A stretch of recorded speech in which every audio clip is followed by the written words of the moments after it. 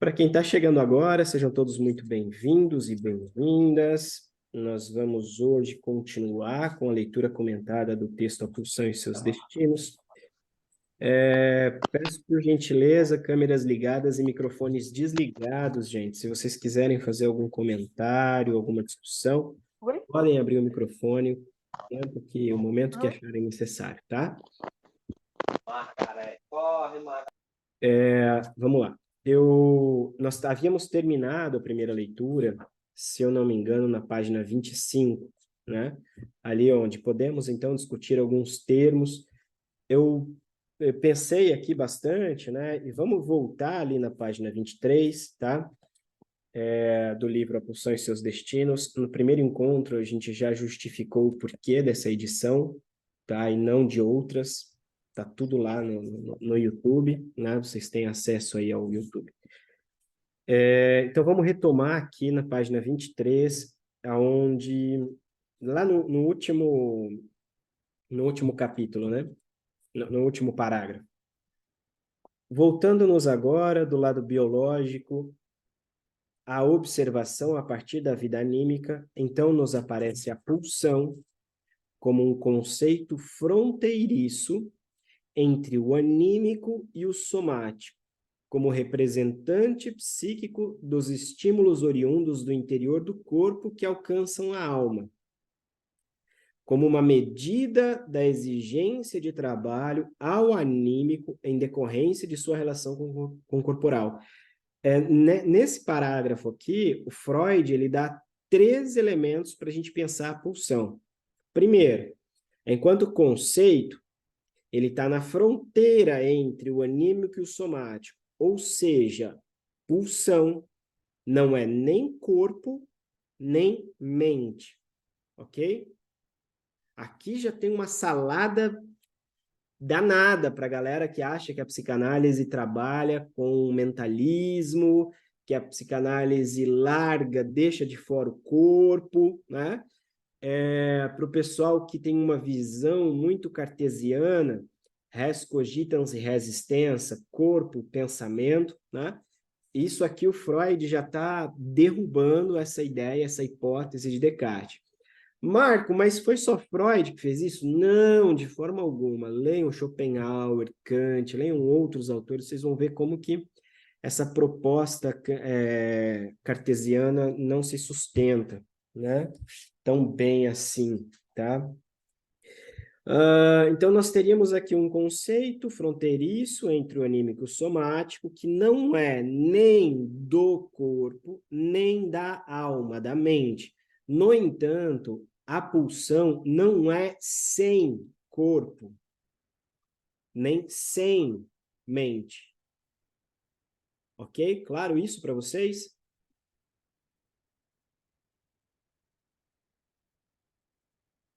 Não tem como pensar a pulsão sem um corpo. Tá? Nós vamos ver aqui o porquê.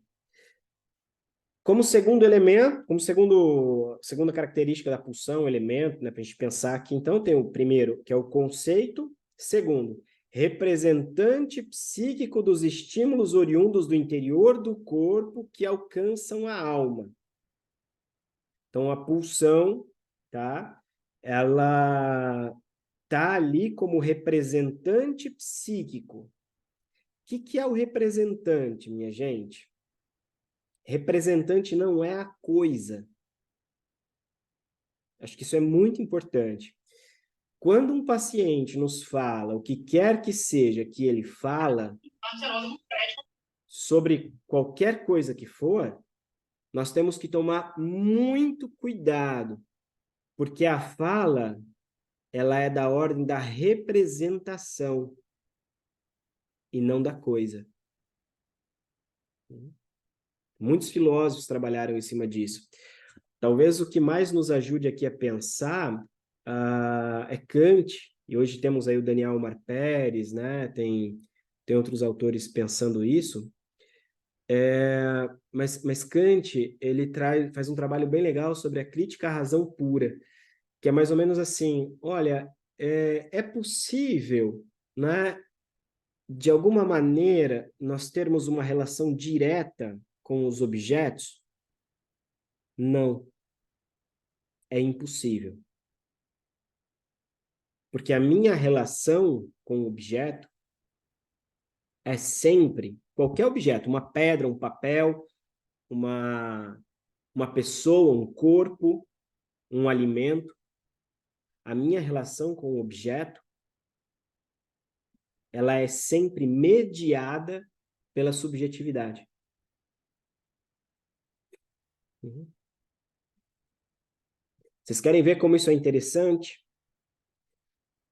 Na medida em que você está em uma determinada cultura, o canibalismo não só é aceito, como ele é o ponto máximo, tá, do festejo depois de uma vitória na guerra, aonde o guerreiro vitorioso toma parte do guerreiro que perdeu e incorpora aquilo, não apenas o corpo, o pedaço de carne, mas aquilo que representa aquele pedaço de carne. Recentemente, aqui no Brasil, descobriram que tinha uma galera que tinha comido lá no Nordeste coxinha com carne humana dentro. Não sei se vocês viram a notícia. Foi aqui em Pernambuco. Foi em Foi Pernambuco? Garanhuns, eu acho. Pois é. Foi Caruaru. O que aconteceu com essas pessoas? Eles foram presos. Não, quem comeu? Ah, sim. As coxinhas foram vendidas. Ah, eu não sei. Depois que descobriu que comeu carne humana, a galera procurou o hospital, passando mal. Não é só carne? Nossa relação com o objeto, carne, é direto ou é cultural? Aí a gente já tem bastante coisa para pensar, né? Um exemplo próximo seria da carne de cachorro, né? Também, também. Né? Mas eu acho que esse exemplo não suscita tanto. Não é tão extremo, né? É, Mas certamente muita gente teria uma reação bem extrema depois de descobrir uhum. comer carne de cachorro. Barata, grilo, aquilo que é consumido no dia a dia de outros países, quando vem no nosso país, porra, não.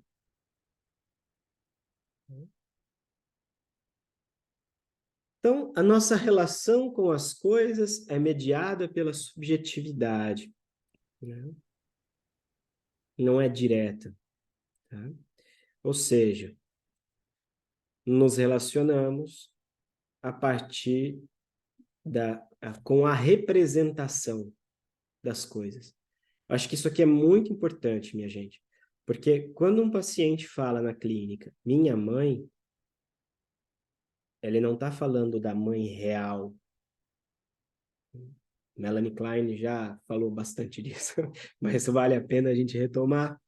Ele está falando do que aquela mulher que o pariu representa para ele. Significante? Aqui nós estamos no campo da representação ainda, Aurora. O significante é um pulo a mais aí, né? Vamos ficar no Freud aqui. Mas tem a ver, tá? Significante para o Lacan, no primeiro momento, Lacan pensa o significante como um representante da representação. Isso permite com que ele, lá em Função e Campo da Fala e da Linguagem, né, no seminário que a gente fez lá, no seminário que nós estamos fazendo às terças-feiras, isso permite com que Lacan possa dizer que o sintoma tem a estrutura de uma metáfora. Mas vamos voltar aqui então. Ah, aquilo que eu chamo de mãe não é exatamente idêntico e nem dá conta de tudo que aquela mulher que me pariu pode vir a ser ou um dia foi.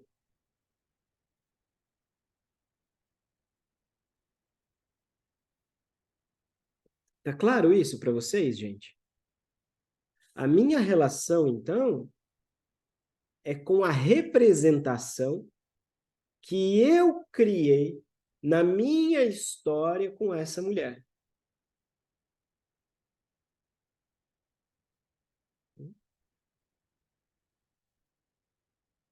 É muito importante estudar os conceitos de representante, representação, interpretação, interpretante, né?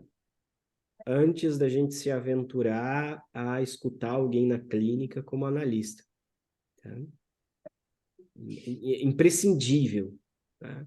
Porque senão acredita-se que aquela pessoa está dizendo de alguém real. E isso não tem nada de psicanálise. Bom, então a pulsão entra aí como representante psíquico dos estímulos oriundos do interior do corpo que alcançam a alma. Olha que legal. Como a minha relação não é com a coisa, não é direta, a minha relação também com o meu próprio corpo não é direta. Ela é permeada pela subjetividade. Ela é representada. A minha relação com o meu próprio corpo, isso que eu chamo de corpo, é uma representação. Tá claro isso ou não? Felipe, nas aulas do Paulo, ele comentou essas questões ou meio que passou batido? Eu não sei se foi a dificuldade minha, mas eu acho que eu estou entendendo isso melhor agora. Tá. É porque Porque nós quando estamos com um texto. Lá é seminário. é, E é uma aula praticamente, né? mas é assim mesmo, como eu não sou da área, você para pegar essas terminologias que eles são Cara, meio. na real, ninguém é da área, tá? Não, mas você dá acredito que alguém da Não, ninguém é. psicologia teria alguma facilidade maior, né? Não, aí não. Ninguém é. Tô no doutorado lá, tendo aula com o Kiné e com o Richard Couto, e aí, em determinado momento lá, o Kiné deu uma embananada, voltou, escutou uma coisa, concordou. Então, assim, eu acho que o trabalho, né, da psicanálise passa por isso, né? Construir, desconstruir, repensar, né? Diga, Adriana. Oi, Marco. Eu estou aqui ainda com o primeiro, com o exemplo que você deu da coxinha. Eu ainda estou pensando nisso, porque aí você falou de uma coisa estrutural, uma cultura, né? Questão da estrutura e tal. E aí eu estava aqui pensando, a hora que você falou a questão da subjetividade. Então, assim, até antes de eles comerem isso, eles poderem ter gostado, tal, e aí foi a reação depois. Isso, E aí é isso que você está falando, isso, né? Porque até então não teve uma reação isso, cultural, né? isso. Algumas pessoas parece que passaram mal e aí foram investigar. Ah, entendi. É que eu não De- acompanhei a notícia, que eu estou Depois, tentando. depois que se investigou e se colocou na mídia, muito mais gente procurou o pronto-socorro passando mal. Entendi. Nossa, importante que você falou, Marco. Gostei bastante. Me está fazendo pensar É. bastante coisa. Legal. Vamos lá. Obrigada, Marco. Então, esse ponto aqui, minha gente, é muito importante porque, veja, a pulsão, ela aparece, então, como isso que representa, de alguma maneira, tá? Esses estímulos oriundos do interior do corpo. Quais são os estímulos oriundos do interior do corpo? Freud já trabalhou aqui fome, sede, a excitação celular. Freud já trabalhou, a gente trabalhou isso no outro encontro, né, que está aí no vídeo. Aquela excitação celular, na substância viva, Lebenssubstanz, como diz o Freud. Né? E depois, por último, mas não menos importante, como uma medida, aqui entra o problema do Felipe, que é um bom problema, tem problemas ruins e tem problemas bons. Problemas ruins é, por exemplo, o Lacan ele propõe aquela ideia do véu da alienação no seminário 11. Caso... não, eu ia falar outra coisa. O ato falho aqui. Como que é? Ou a bolsa ou a vida. Se um ladrão vem para você dizendo ou a bolsa ou a vida, isso é um problema ruim. Por que ruim? Porque, na verdade, é um falso problema. Se você escolhe ficar com a bolsa, o ladrão te tira a vida.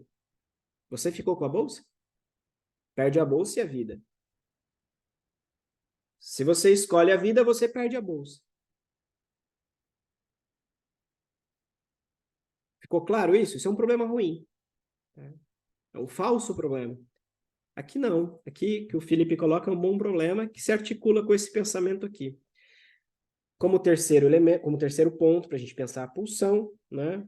Podemos dizer que a pulsão ela está como uma medida de exigência de trabalho imposta ao anímico em decorrência de sua relação com o corporal.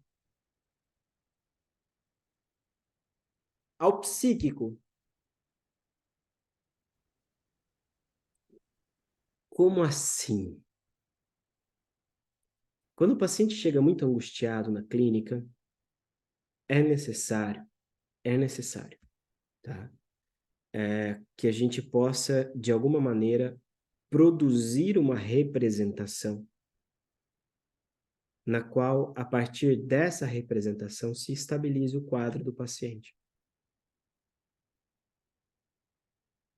Veja, há uma medida de trabalho que todo o corpo, como se tivesse em síncope, quem já passou aqui por transtorno de angústia sabe, né, por crises de angústia, é a palpitação no corpo que vai fazer o exame e não tem nada. É a tontura que vai fazer o exame e não tem nada. É aquela dor no estômago, aquele mal-estar, é o vômito que vai fazer exame e não tem nada. É um corpo que está perfeitamente bem do ponto de vista bioquímico, mas que entra em um descompasso. É lindíssimo trabalhar com a psicanálise nesse sentido. Na medida em que o paciente, em análise, ou ali nas entrevistas preliminares, principalmente, isso acontece bastante, começa a relacionar o que ele sente, isso que ele está ali, de alguma maneira, que não tem palavras para expressar. Ou seja, que não há uma representação que dê conta da experiência. Na medida em que ele começa a dar conta da experiência, falando, ligando os pontos com a sua história, com o que ele é ou deixou de ser, o que nós temos como efeito é a diminuição da angústia.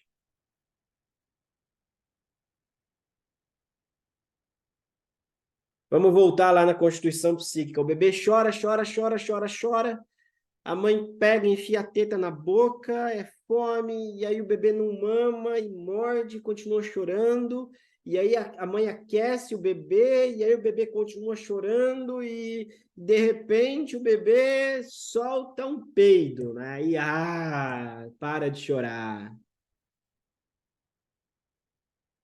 Aí a mamãe, era cólica, né? E faz massagenzinha, cólica. Vai representando, de alguma maneira, tá? Vai se articulando o corpo com o campo da representação. A hora que o bebê começa a chorar daquele jeito, a mamãe já, em vez de entrar com leite ou esquentar, vai fazer o quê? Vamos fazer massagenzinha. Vamos fazer negócio de perna. Vamos... Tá vendo? Tá claro isso para vocês? Um problema clínico. Uma paciente há muitos anos que tinha muita dor no estômago, dor no estômago. Ela falava isso.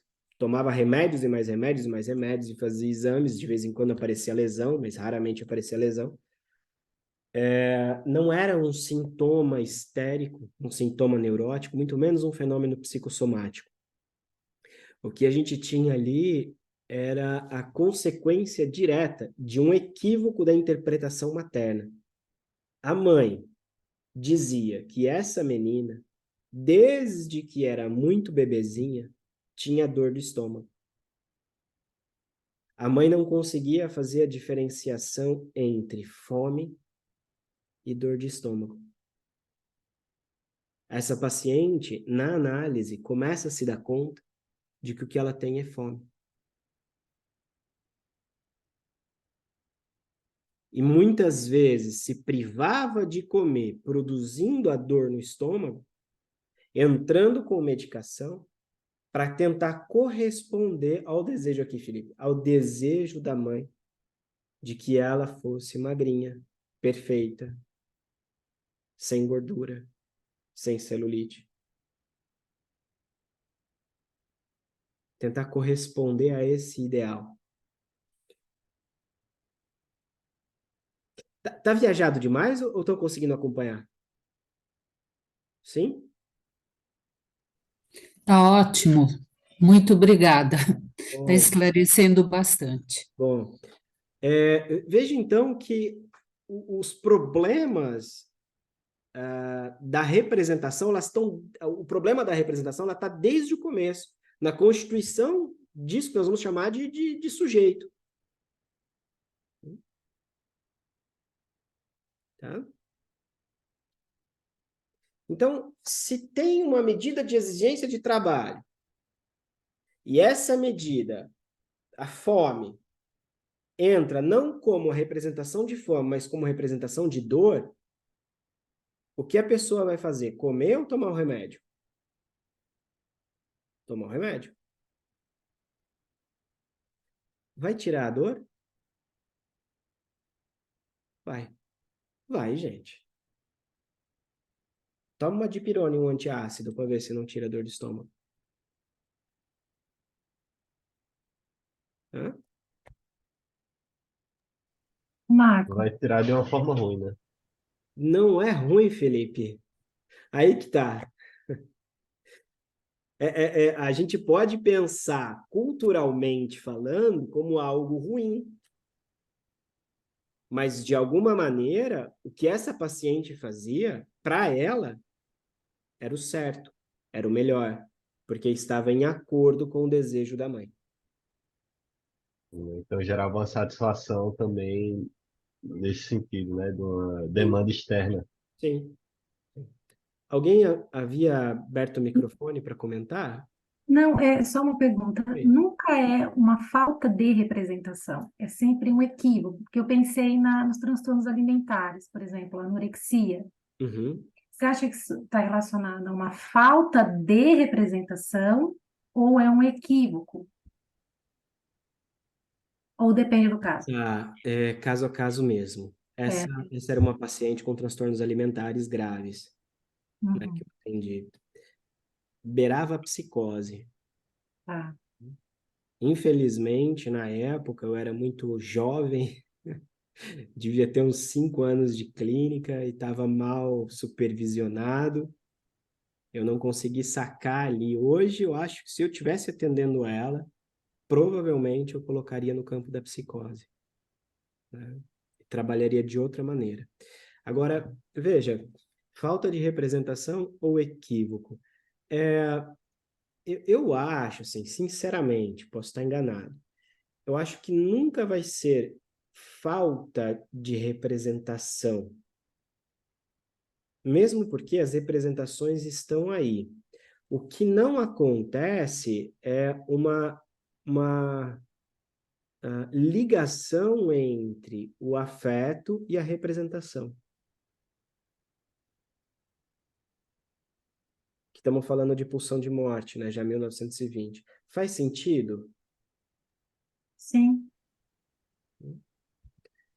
Pode haver equívoco, como nesse caso, né? Que havia ali, de alguma maneira, um outro sentido, né? No qual ela consegue fazer essa articulação no decorrer do tratamento. E aí, pensando no nível de fantasia, não tem nada a ver. Só para eu não embolar o meio de campo. Assim, a representação e fantasia, né? Porque o que os anorexos falam é a visão distorcida, né, no espelho. Isso é do campo da representação, isso é do campo da fantasia, ou uma coisa não tem nada a ver com a outra? Estão articulados, não existe fantasia sem representação. Tá. O que é interessante é que quando a gente toma o conceito de representação, não necessariamente do campo da psicanálise, inclusive esse conceito é pego por Freud, né, para pensar a questão do psiquismo. Mas você só tem uma representação quando a coisa em si não existe, ou não está lá. Uhum. Você só pode representar alguma coisa no lugar dela. Tá claro? A Tá. fantasia pode ser a representação de um ideal. Então, eu vou tentar me fazer... Desculpa, Samarina, você está falando da fantasia no sentido do matema lacaniano, sujeito em...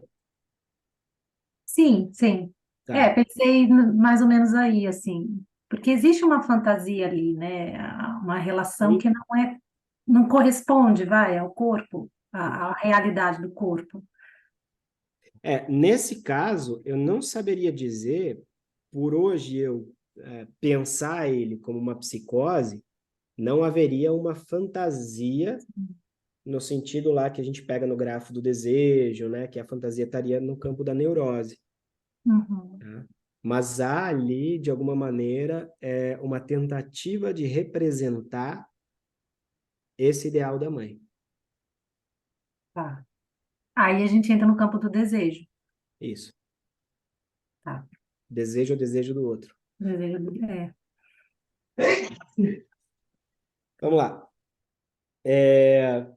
Então, só nesse parágrafo aqui, olha quanta coisa a gente pode trabalhar, né? Os conceitos de análise. O que é mais interessante é que muita gente esquece que quando nós estamos falando de psicanálise, nós estamos falando dessa relação entre anímico e corporal.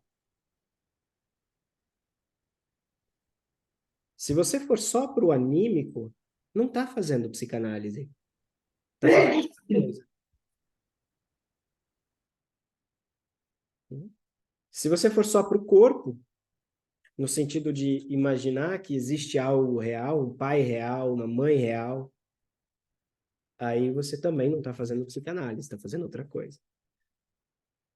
Os winnicottianos que digam. Vou só jogar a gasolina e sair correndo.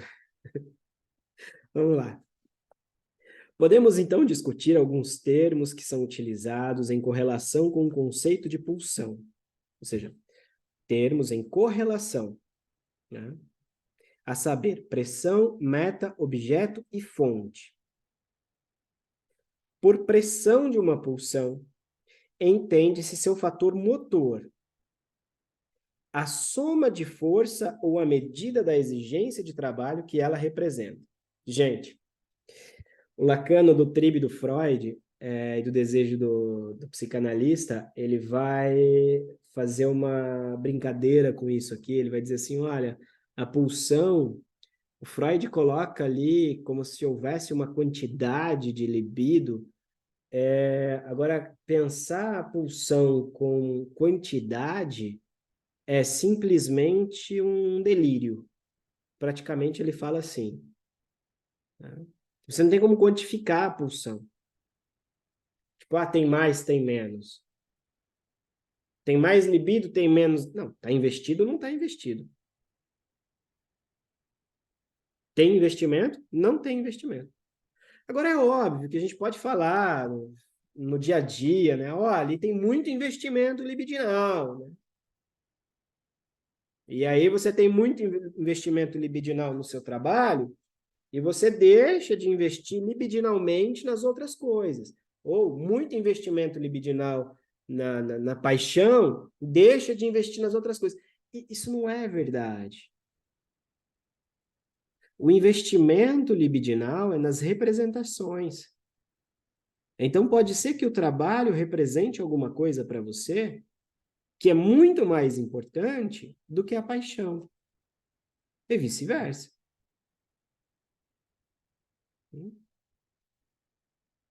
É possível viver sem o amante, mas é possível viver sem o trabalho?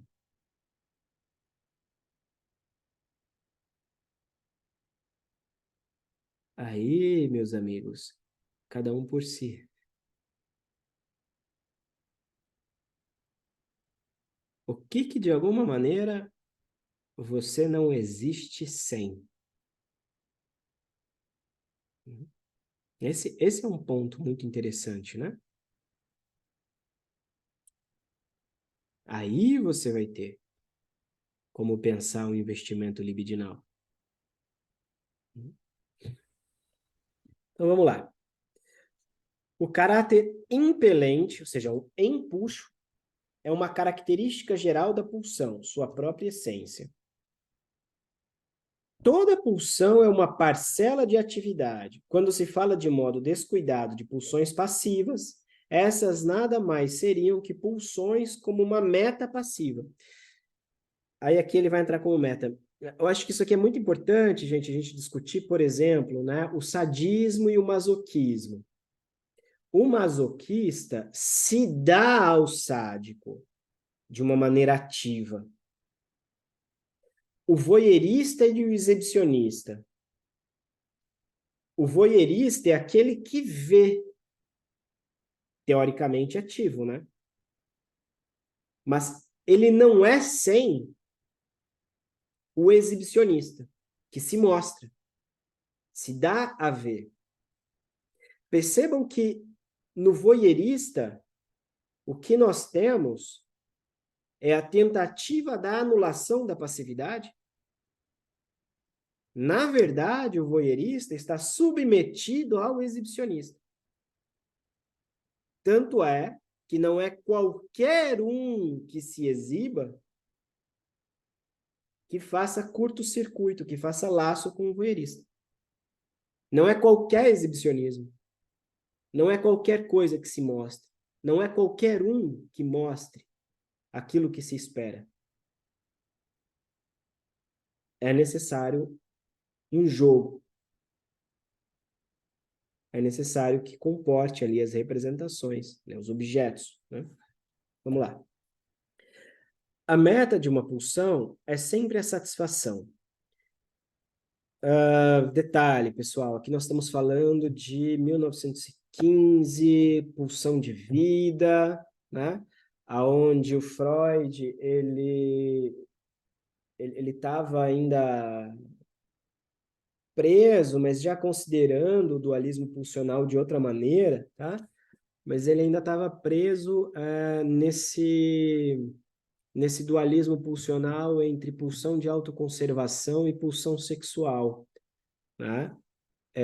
Para Freud, então, nesse momento aqui, a pulsão seria isso, esse elemento, né? Uma energia que se ligaria às representações.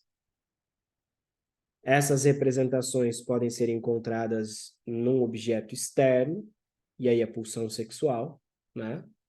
Ou em uma particularidade, em uma característica do eu, pulsão de autoconservação, narcisismo.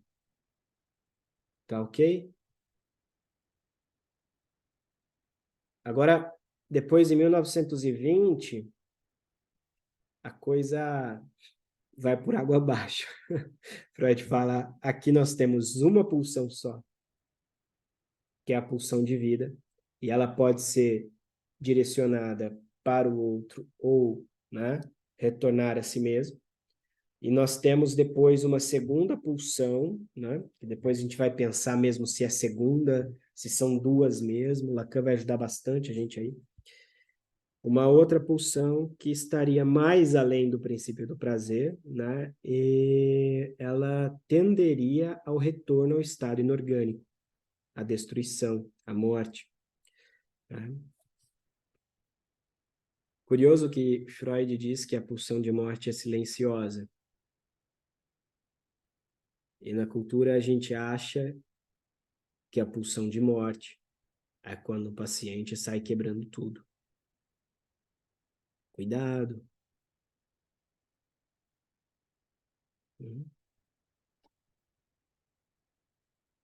Não é bem por aí, né? Vamos lá.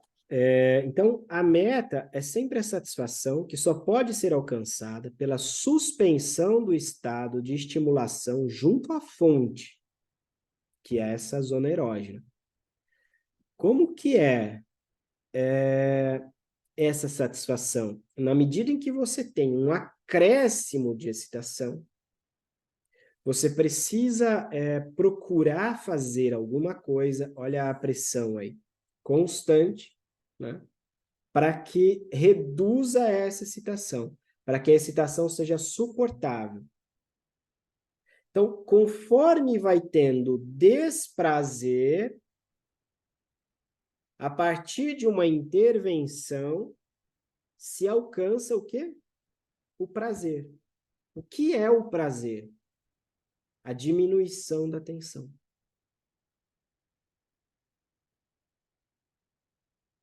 Entendem, além do princípio do prazer, como levar isso ao zero? No princípio do prazer está intrínseco desprazer, prazer, desprazer, prazer. No sentido de excitação. Além do princípio do prazer, tá claro isso? Ou confuso? Tá? Mais ou menos? Tá claro? Eu dei uma viajada agora. Não entendeu nada? Entendeu alguma coisa?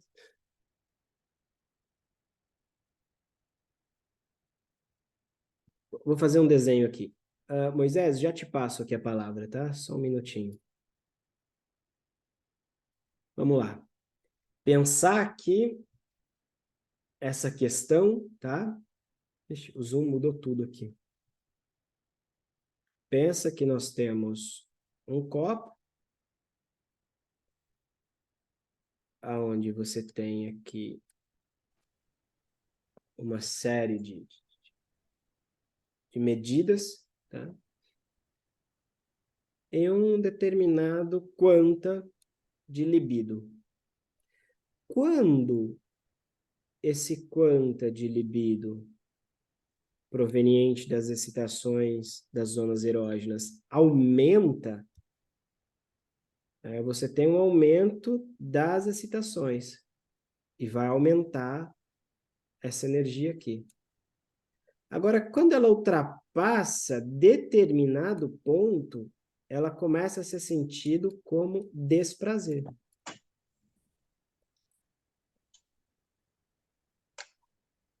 Aí o aparelho psíquico vai se virar para fazer com que isso diminua até certo ponto, aqui, ó, né?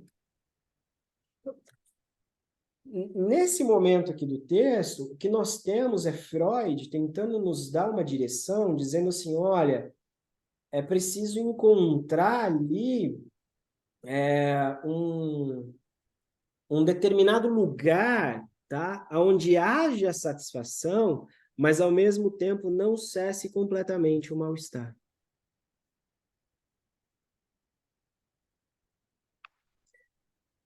Em outras palavras, né? Pensar por um outro aspecto aqui. A pulsão, sempre parcial, vai alcançar sempre satisfação parcial, nunca total.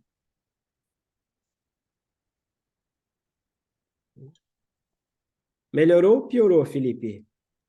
Melhorou bastante, obrigado. Moisés, diga. É, bom dia, Marcos. Bom dia. É, aqui na página 23, nesse segundo parágrafo, ele fala se julgarmos que mesmo a atividade do aparelho anímico mais altamente evoluído está sujeita ao princípio do prazer. Quer dizer, que é regulada automaticamente por sensações da série prazer e desprazer. E aí eu lembrei, aí você falou como o desprazer vem, e aí essa explicação também me leva a pensar nisso. É como se fosse ao contrário do que está aqui. Prazer, primeiro vem um desprazer, né? E eu entendi isso aí como Tá, que acontece. a série Prazer e Desprazer é o nome da série. Mas Mas, no quer dizer que entanto, é o primeiro vem o desprazer que desprazer. vem. Isso. Tá certo. Por exemplo, lá no momento do nascimento, tem prazer? É pura excitação. É na medida em que o outro intervém nas excitações, como eu estava dizendo para vocês, da fome, da cólica, não sei, é que vai se produzindo representações. E essas representações vão diminuindo, de alguma maneira, né? Essa excitação tão que está aí no corpo, que se sente no corpo. Tá ok? Essa excitação é como se fosse o desprazer. É isso. Fome, os gases, É, isso. ficar chichado, tá ali todo, né? Isso. É sentido como desprazer. Aham, ok. E aí vem a mãe, fala, o meu filhinho está aqui, né? Tá com gases, vamos fazer massagem. Aí aquilo vai se tornando como como a mãe vai apresentando esse mundo Cara, para o bebê. eu vou dar um exemplo aqui, meio nojento, mas eu acho que já aconteceu com pelo menos boa parte de vocês aqui, tá? Claro que isso nunca aconteceu comigo, mas vamos lá. Vocês alguma vez já beberam um pouquinho a mais e a hora que deitaram na cama, parecia que estava dentro de um disco voador, que o mundo rodava mais que aqueles brinquedos de parque de exposição? A única opção possível é enfiar o dedo na goela e jurar para Deus, tem gente que nem acredita em Deus e reza ali, que nunca mais vai beber na vida. Quando vomita, tira tudo isso de dentro. É prazer ou desprazer? Ah, é nojento pra caralho, não sei o quê, não sei o quê. Mas tem um efeito de prazer. É sentido como prazer no corpo. Gente, eu acho isso muito importante, Moisés, que está colocando, porque, veja, a ideia de prazer e desprazer não é sem corpo. É o que a gente está falando aqui, né?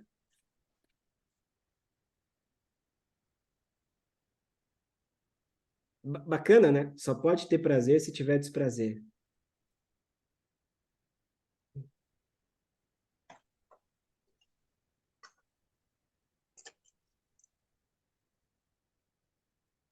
Isso faz a gente É, pensar em tanta coisa, né? Assim, a nível da clínica, pessoas que ou casais que brigam, aí depois tem uma noite lá maravilhosa, aí fica bem, um tempo depois começa as brigas de novo. Parece Isso, que isso vai se tornando um estímulo. A gente briga pra caramba, né? Entre tapas e beijos. Mas depois tem um prazer depois isso, disso. isso, isso.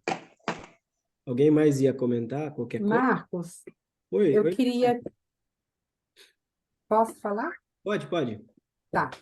Marcos, sobre essa questão, eu queria trazer um ponto aqui para ver se faz sentido, né? A gente escuta muito as pessoas falar de sabotamento, sabotação e procrastinação. né? E eu vou falar, então, dar um exemplo de mim. Eu sou uma procrastinadora, mas eu tenho procurado me livrar da procrastinação para que eu tenha, vamos dizer, paz, que essa paz seja, então, prazer. Não sei se você entendeu. Eu vou dar um exemplo. Quanto mais você deixa para depois, a hora Sim, que você faz, o que que acontece? me dá prazer. Pois é. E me dá, que eu não usava o nome prazer, eu usava o nome paz, né? Então, aí que tá. O prazer para Freud, ele é bem radical aqui nessa questão orgânica. É uma diminuição do estímulo, Uhum, da excitação.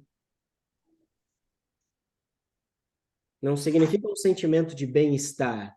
uhum, Pô, se tá lá vomitando na privada, é bem-estar? Beleza, boa sorte, né?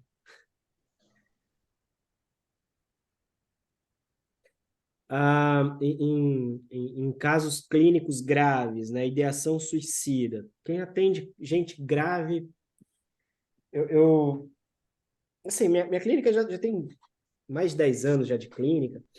E, gente, às vezes o pessoal me procura no grupo de supervisão que a gente tem, né? O pessoal traz casos, às vezes, de suicídio e tentativas de suicídio, internações. E aí eu costumo dizer assim, olha, tem gente que dá azar de pegar os primeiros casos clínicos logo essas pessoas, né? Toma. E tem gente que dá sorte e consegue ir tocando ali, fazendo um trabalho, um manejo, e de repente aparece um paciente desse, mas esse já está ali mais seguro, né, do trabalho e vai bem.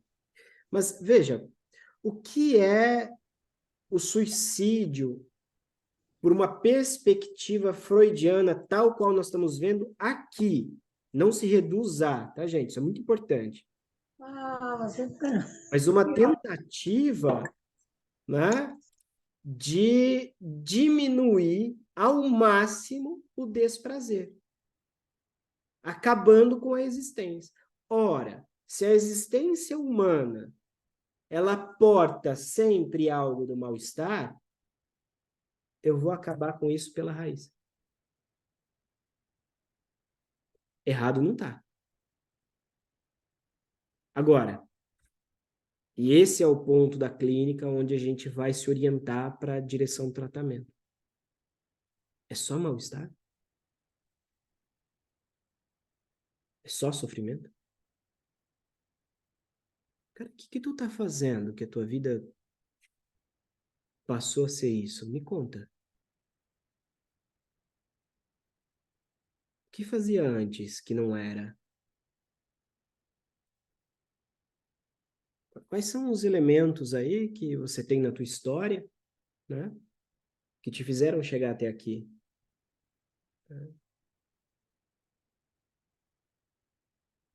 A pior coisa que alguém pode dizer a quem está ali às avessas com quem traz essas questões do suicídio, inclusive, não se mate, não pense nisso. Você tem uma vida inteira pela frente. É mais ou menos assim, cara, se a vida comporta um mal-estar, você ainda tem uma vida inteira pela frente. Porra, a pessoa vai sentir isso como um castigo, velho. Vai se jogar ali na primeira oportunidade. O que há de melhor no tratamento psicanalítico que nós podemos fazer? E tem uma pesquisa, eu coloquei isso na minha tese, né? Que comprova empiricamente, através de estudos aleatorizados, controlados, meta-análise, que a psicanálise é eficaz para pacientes com ideação suicida e tal. Mas ali, o que há de melhor que nós podemos fazer nesses casos? Me conta, me conta, me fala aí da tua vida. Me diz, o que está rolando? Estou te escutando.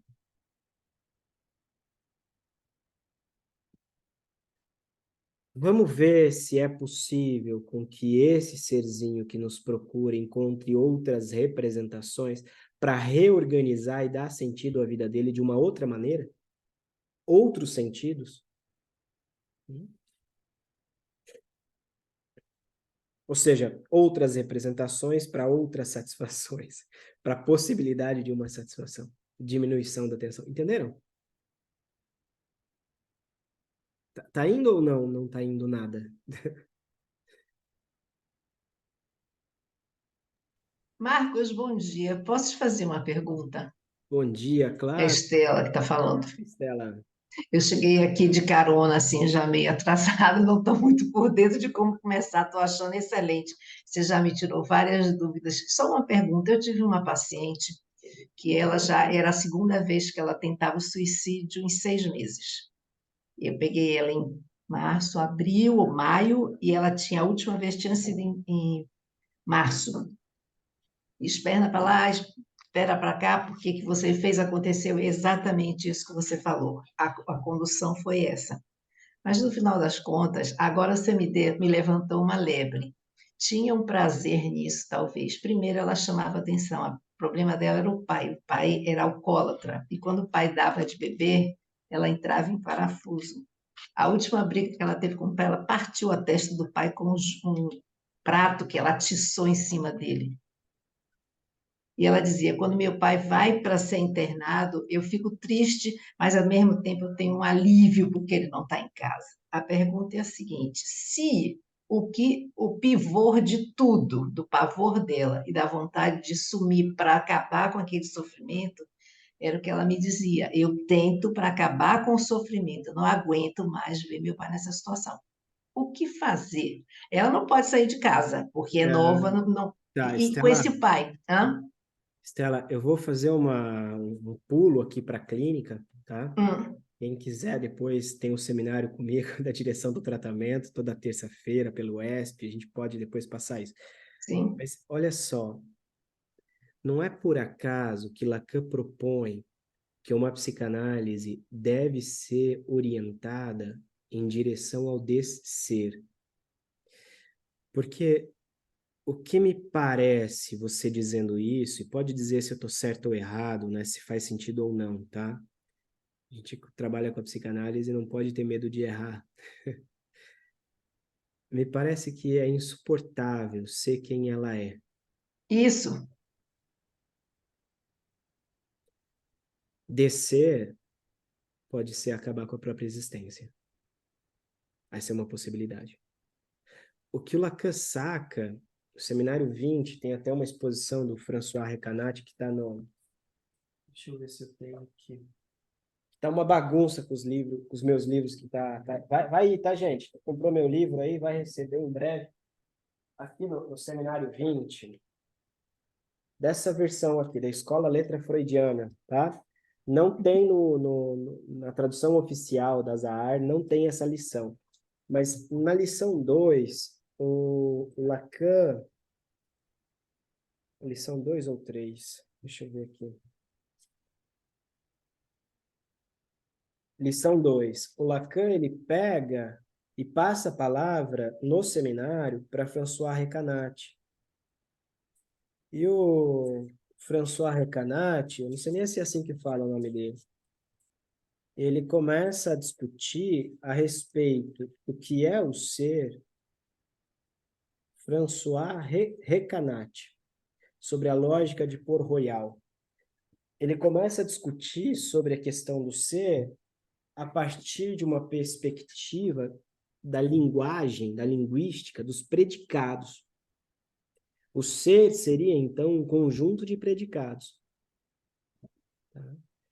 A proposta de Lacan de levar uma análise ao desser, de alguma maneira, se relaciona a retirar os predicados que me sustentam enquanto ser.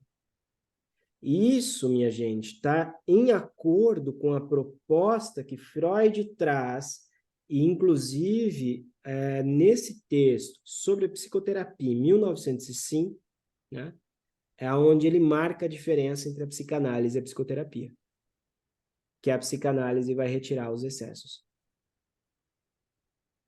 E a psicoterapia, ela entra como introduzindo sentidos, né, para que essa pessoa possa, de alguma maneira, se fortalecer e dar conta da vida.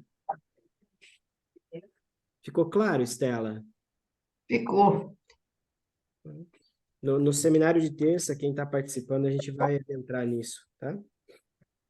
Agora só me situe como é que funcionam esses seminários, que foi uma aluna sua que me passou agora de manhã. Está começando, eu entrei aqui feito uma louca, sem saber nem onde é que eu estava fazendo.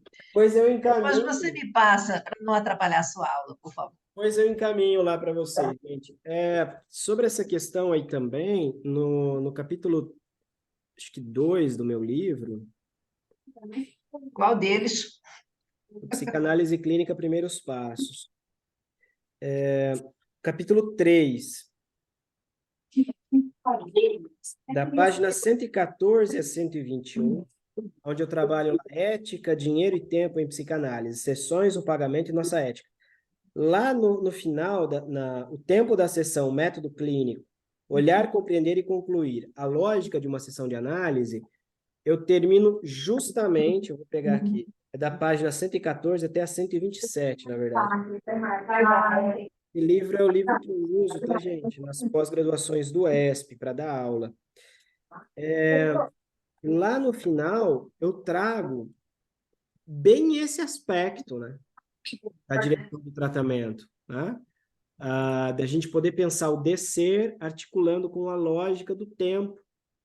O Lacan escreve, né? O tempo lógico e a seção da certeza antecipada. Então, a partir daquele texto do Lacan, eu proponho aqui uma direção de tratamento, e nessa direção de tratamento a gente consegue verificar o descer, né? Ou seja, a despredicatização do sujeito. Uhum. É outra questão que está aqui no seminário 20 do Lacan. Se há um sujeito despredicatizado. Então, vejam, a relação que eu tenho comigo mesmo é mediada por representantes, por predicados, né? O suicídio pode entrar aí como uma tentativa de apagar todos esses predicados. Só que com isso apaga-se a possibilidade do novo, de outros. Ficou claríssimo, Marcos. Obrigada. Ótimo. Vamos lá. A meta é a satisfação, beleza. Vamos lá. Mas mesmo... Então, a meta de uma pulsão é sempre a satisfação, que é isso que nós estamos vendo aqui, que só pode ser alcançada pela suspensão do estado de estimulação junto à fonte pulsional. Temos alguns problemas, vamos avançar. Vou trazer já aqui para vocês. Como é que a gente pode suspender uma excitação se a pressão é constante? Por isso que eu coloquei para vocês que há ali um nível do suportável. Mas, mesmo que essa meta final permaneça inalterada para todas as pulsões, diferentes caminhos podem conduzir a essa mesma meta final, de modo que podem existir para uma mesma pulsão diversas metas aproximadas ou intermediárias, as quais podem ser combinadas ou substituídas umas por outras. A experiência também nos permite falar de pulsões inibidas na meta. No meu primeiro livro, Ainda há Amor, onde eu trabalho com as relações humanas na contemporaneidade, isso é de 2014, eu acho, 2015, eu trabalho com essa articulação aqui da pulsão inibida na meta, que é o processo de amizade, de carinho, de ternura. Essa é a transferência positiva na análise.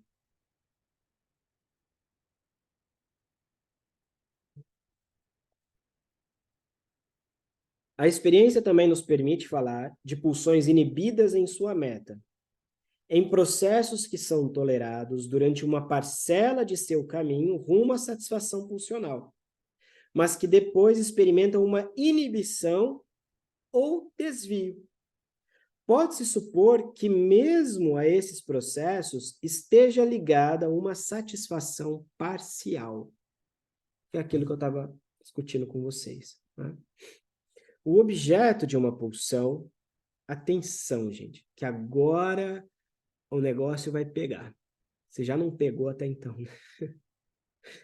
O objeto de uma pulsão é aquele junto ao qual, ou através do qual, a pulsão pode alcançar sua meta, que é a satisfação.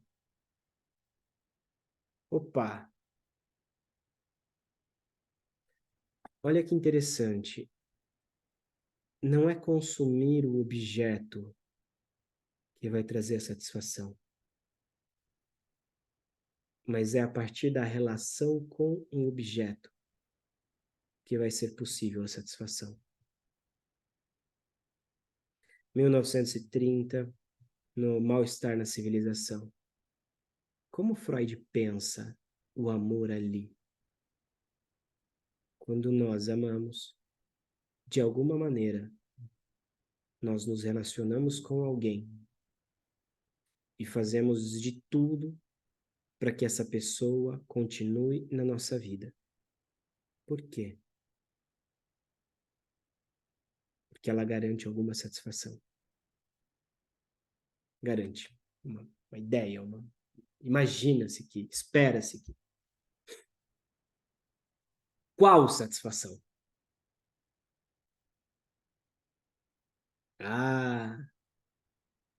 Aí, meus caros, tem um problema clínico, né? Por que que as pessoas casam e, de repente, elas se descobrem se odiando mutuamente e, mesmo assim, mantêm a relação? Satisfação de quê?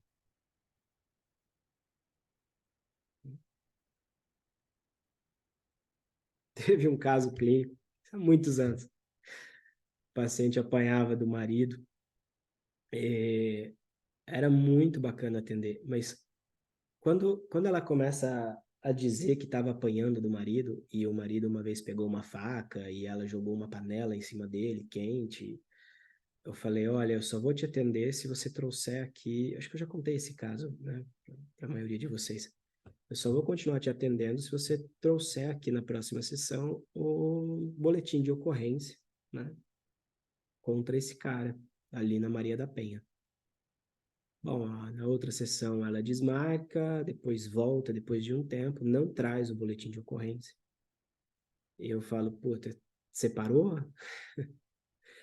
Não, imagina, né? Por incrível que pareça, ele é o homem da minha vida. De repente ela solta. Você sabe o que é mais interessante, Marco? Que quando a gente transa, eu gozo por cima dele. Ah, aquele homem idealizado por ela, que a massacrava, que literalmente fudia com a vida dela. No sexo, ela estava por cima.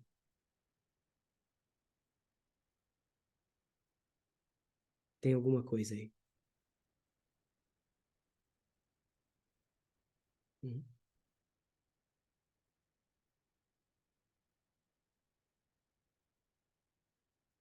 Vamos lá. Então, tem uma satisfação parcial, né? O objeto não é a coisa em si. E a hora que eu alcanço esse objeto, pronto, acabou meu problema. É alguma coisa, e nós vamos entrar com a teoria da representação com tudo aqui agora, que me permite escoar, dar vazão, né? Que me permite colocar a pulsão nesse circuito prazer-desprazer. Tá? O Marcos, Oi. Marcos não, Marco, né? Uma dúvida. Quando, pensando nessa ideia do nível, quando há distorções daquele tipo de gente que age, fala compulsivamente, e nunca alcança uma diminuição dessa satisfação, exemplo esdrúxulo, aquele pessoal que come sem parar, que tem 500 quilos, assim, negócio bem, usando um exemplo extremo, assim. Falando de droga, porque droga eu acho que já vai misturar neurotransmissor, mais direto assim, né? Mas isso aí já é um estímulo mais que vai uma satisfação ali do corpo. Como é que se dá esse... Então, cara, tanto a droga, quanto a comida, quanto qualquer outra coisa, vai estar representando alguma coisa. Há que saber o quê, né?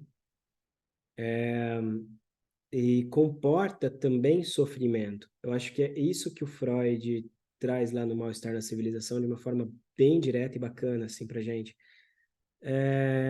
Que a satisfação pulsional, ela comporta também sofrimento para o... A questão que eu estou tentando colocar é o seguinte, é um objeto que aparenta não causar essa diminuição de excitação da pulsão que Não, não, ele representa. tem a diminuição, sim. Tem a diminuição, sim. Tem a satisfação, sim. Então, por que ele se repete sem parâmetro? Porque está satisfazendo. Tira isso para você ver. A Entende? ideia não é de que você saciando a pulsão, ela não vai abaixar o nível e ela não vai exigir, Vai, é isso mesmo, mas abaixa. Abaixa. só não abaixa significativamente, por Não, algum motivo. significativamente, cara. Isso é uma coisa bem legal que você está colocando. Que a gente de fora, que teoricamente não temos problemas com a comida ou com a droga ou não sei o quê, a gente acha que ela continua porque é insuficiente. Primeiro, todo objeto é insuficiente para satisfação total. A satisfação é sempre parcial. Mas na medida em que você elege um objeto, inconscientemente, isso não é consciente, tá? Tá rolando uma satisfação ali. E talvez o grande problema é que esse é o único objeto que dá conta de satisfazer essa pulsão parcial. Entendeu? A, a quantidade de comida pouco importa, né? A gente que escuta na clínica as pessoas, a gente começa a ter um olhar bem diferenciado. Eu tenho pacientes que falam que estão satisfeitos quando a barriga dói, quando aparece a dor. E eu tenho pacientes que falam que quando aparece a dor, vomita para comer mais. Qual é a ideia de satisfação? A gente não pode pegar o que satisfaz um, satisfaz outro, na mesma medida, na mesma intensidade, mas vamos lá. O que isso representa? O que isso está representando? O que está diminuindo? Mas ao mesmo tempo que diminui numa parte, aumenta em outra. Por isso que eu citei o Mal-Estar na Civilização do Freud, né? Aquele texto de 1930. Gente, leiam, releiam, porque lá o Freud é bem direto. A satisfação em um sistema produz o aumento da excitação em outro sistema. Resumidamente assim, o ego sempre se fode. Sempre. Se o ego dá vazão ao id, o superego vem e o massacra. Se o ego dá vazão às leis morais internalizadas, né, que aparece ali como superego, aumenta de tal maneira a tensão no aparelho que isso uma hora explode. Então, o eu está fudido na obra do Freud. Eu acho que até o eu talvez seria um conceito que a gente poderia deixar de lado, né? Então, come, come, come, come, come, tá, mas aí, pô, engorda, vem o olhar do outro e não sei o quê. mal-estar, mal-estar, mal-estar. Para de comer, fome. A vontade, a ansiedade, a angústia.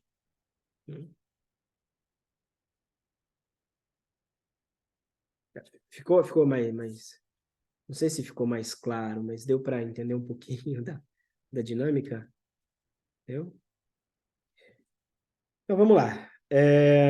Então, o objeto, né, de uma pulsão é aquele junto qual, através do qual, a pulsão pode alcançar sua meta, que é a satisfação, que é a diminuição, né, da excitação. É o que há de mais variável na pulsão, não estando originariamente a ela vinculado, sendo apenas a ele atribuído por sua capacidade de tornar possível a satisfação. Gente, não vamos nos esquecer nem por um segundo que quando estamos falando de satisfação pulsional, estamos falando de articulação corpo-mente, excitação na zona erógena e representação. Não é necessariamente um objeto material estranho ao sujeito, podendo ser até mesmo uma parte do próprio corpo. Pode ser substituído incontáveis vezes no decurso dos destinos vividos pela pulsão, sendo a tal deslocamento da pulsão atribuídos os mais significativos papéis. Pode ocorrer o caso em que um mesmo objeto simultaneamente sirva para a satisfação de diferentes pulsões.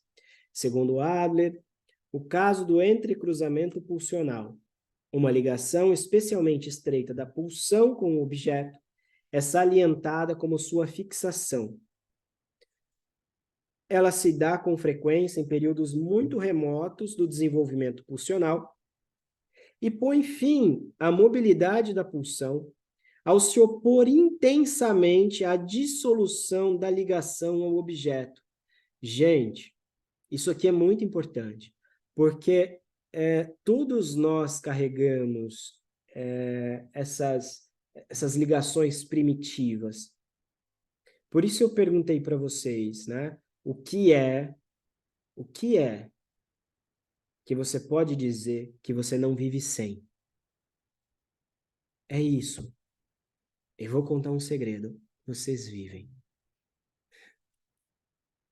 Tua existência não depende disso. Esse é o trabalho de uma análise. Poder fazer a gente perceber que a vida está para além disso. Que há outros objetos possíveis. Que não há um objeto. Que não há o objeto.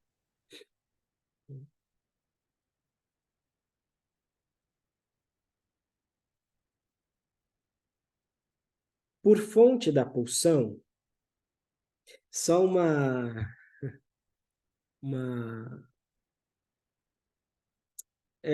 gente, o sintoma histérico, né, em Freud, lá no início, lá nos textos pré-psicanalíticos, né, Freud está pensando a partir dessa fixação da libido em determinada parte do corpo. Mas, quando vocês forem ler aqueles textos, reparem que Freud está dizendo que determinada parte do corpo passa a representar uma série de vivências que a pessoa tem, ou teve. Olha como se fixa numa representação. Por que é tão difícil o término de uma relação de amor? O Lacan, do Seminário 20 também, ele vai dizer que o amor, ele é desejo de ser um. Vamos lá. Quando eu amo alguém, eu, de alguma maneira, o Seminário 11, o Lacan vai falar disso aqui também. De alguma maneira, eu amo aquilo que eu sou nessa relação.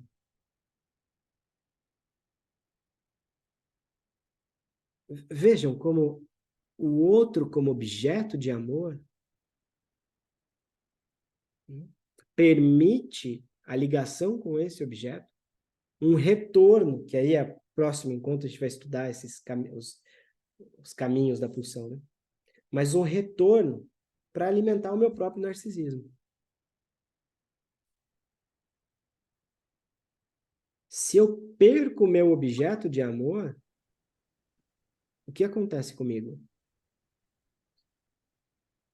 Bom, quando a gente tem pessoas ao nosso redor, e isso é facilmente constatável, que depois de muitos anos perdem o parceiro ou a parceira, a gente escuta com frequência: eu não sei mais dizer o que eu sou, quem eu sou, o que eu faço da minha vida.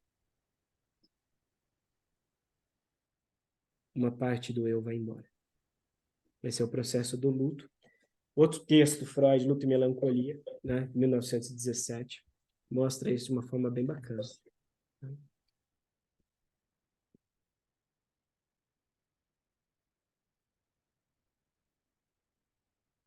Objeto, tá.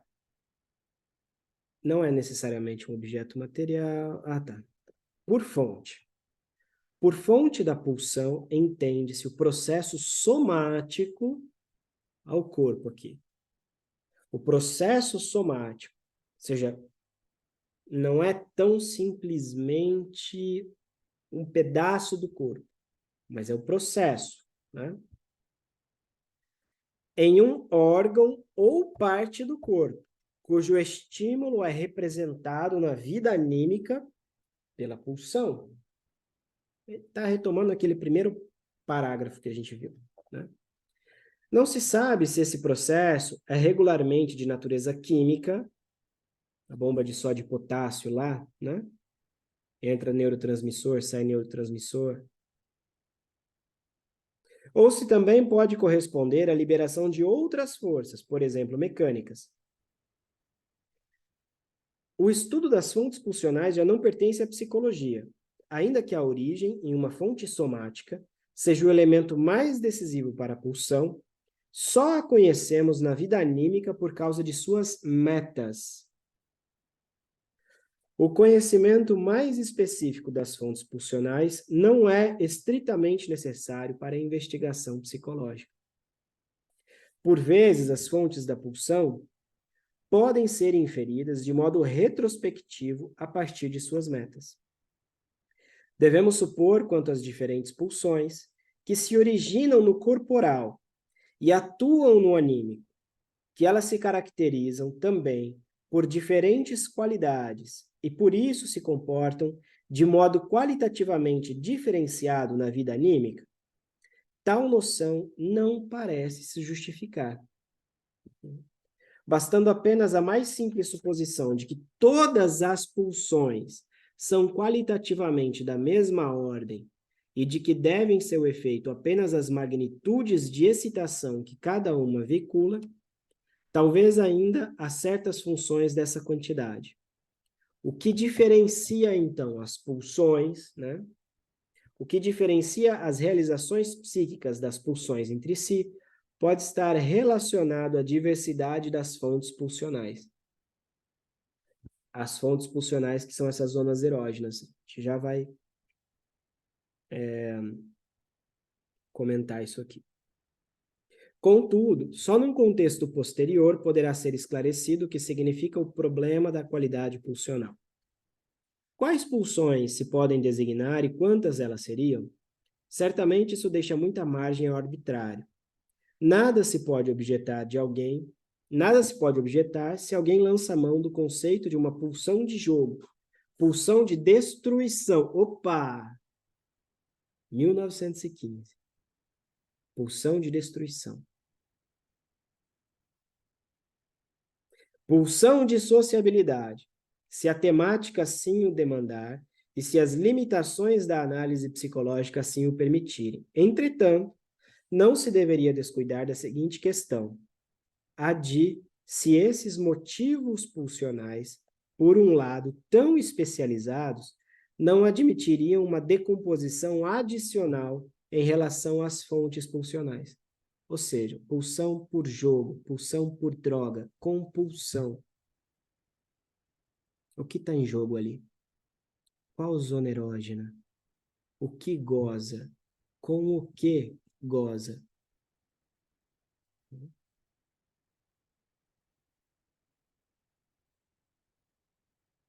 Sugeri diferenciar dois grupos de tais pulsões primordiais: as pulsões do eu, ou de autopreservação, e as pulsões sexuais. Mas essa classificação não tem o significado de um pressuposto necessário, como, por exemplo, a premissa da tendência biológica do aparelho psíquico. Trata-se de uma mera construção auxiliar. Porra, pera. Eu comentei com vocês no primeiro encontro, né?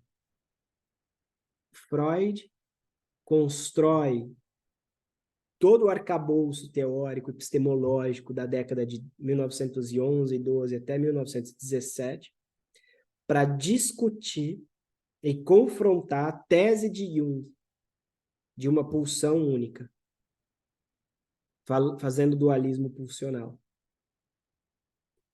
E o que ele está falando aqui? Essa classificação dessa diferença não tem o significado de um pressuposto necessário. Trata-se de uma mera construção auxiliar, que só deve ser mantida enquanto for útil e cuja substituição por outra alterará os resultados de nosso trabalho de descrição e de ordenação. Gente, eu falei no último encontro, o Freud já estava pensando a pulsão de morte. Só não está, assim, bem articulado. Mas depois, no texto de 1917, Luto e Melancolia, se eu não me engano, ele foi escrito em 1915. Na mesma época. Freud já estava se perguntando. Tal classificação resultou do desenvolvimento histórico da psicanálise, que tomou por objeto primeiro as psiconeuroses, ou mais precisamente aquelas designadas como neurose de transferência, histeria e neurose obsessiva. E, através delas, chegou à compreensão de que um conflito entre as exigências da sexualidade e as do eu estava na raiz de todas aquelas afecções. Ou seja, aonde eu vou investir a minha libido? Em mim mesmo ou no outro? Qual é o problema do amor? E uma vez que eu amo, eu invisto a minha libido no outro e retroativamente eu posso dizer que eu estou me alimentando.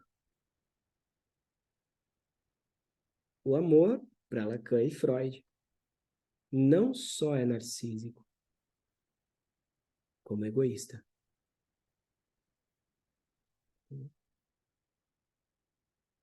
Nada de altruísmo no campo da psicanálise. Agora, isso também, gente, ajuda bastante a gente a repensar essa ideia de que fazer o bem, e eu escuto isso com certa frequência, você faz o bem de fato quando você faz para outra pessoa sem nenhum benefício próprio. Já ouviram falar isso? Já? Tá na Bíblia, né? Então, não tá bem assim não, tá, Felipe? É, da mão, faça com a mão direita, não sei o quê, não sabe da mão Não, é esquerda. uma interpretação. Não tá assim, não. É possível fazer o bem ou o mal para outro e ser indiferente ao que se faz?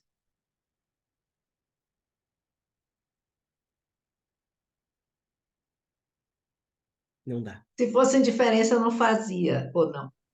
Pois é, pois é.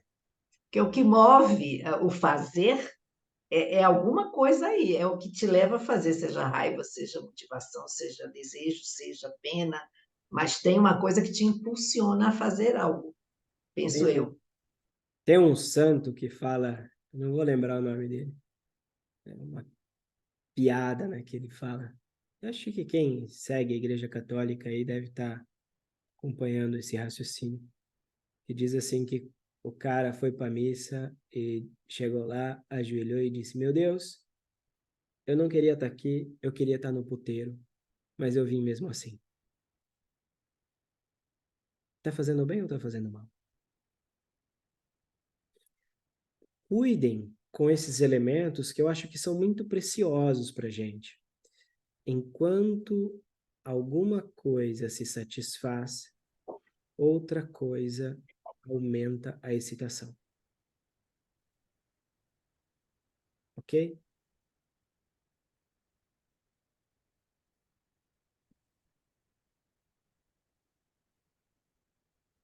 Vamos lá. Então havia, né, chegou à compreensão de que um conflito entre as exigências da sexualidade e as do eu estava na raiz de todas aquelas afecções. Porém, é possível que um estudo exaustivo das outras afecções neuróticas, sobretudo psiconeurose narcísica, das esquizofrenias. Gente, ó, o Freud aqui, ele não considerava a esquizofrenia psicose, tá? Inclusive, ele discute o termo psicose. Psiconeurose narcísica, esquizofrenia. Nos exige a alteração dessa fórmula e com isso nos leve a outro agrupamento das pulsões primordiais. Atualmente, contudo, não conhecemos essa nova fórmula e não encontramos nenhum argumento que invalide a contraposição das pulsões do eu às pulsões sexuais. Isso vai até o fim da obra. Há um conflito entre pulsão do eu e pulsão sexual. Há. No entanto, tá? Investimento em mim e investimento no outro. O amor faz essa salada, esse balaio de gato aí que a gente está falando. No entanto, existe um outro elemento, né, uma outra pulsão, se assim quiserem pensar, que seria a pulsão de morte. Que não se liga, que tende ao inorgânico.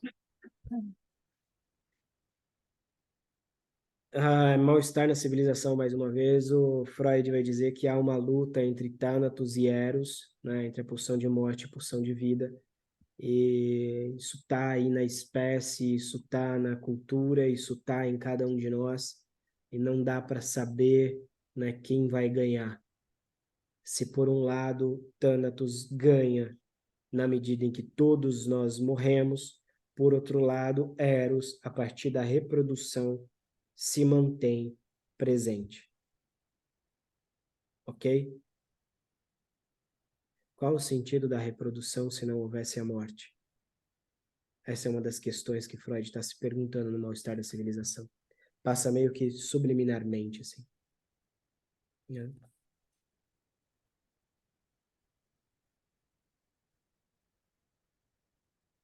Deixa só...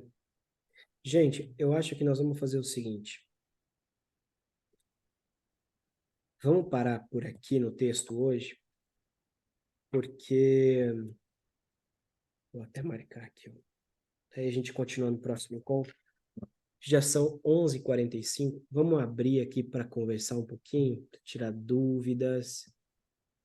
O que vocês querem saber, perguntar? Abra o microfone, tá, gente, por favor. Vamos lá.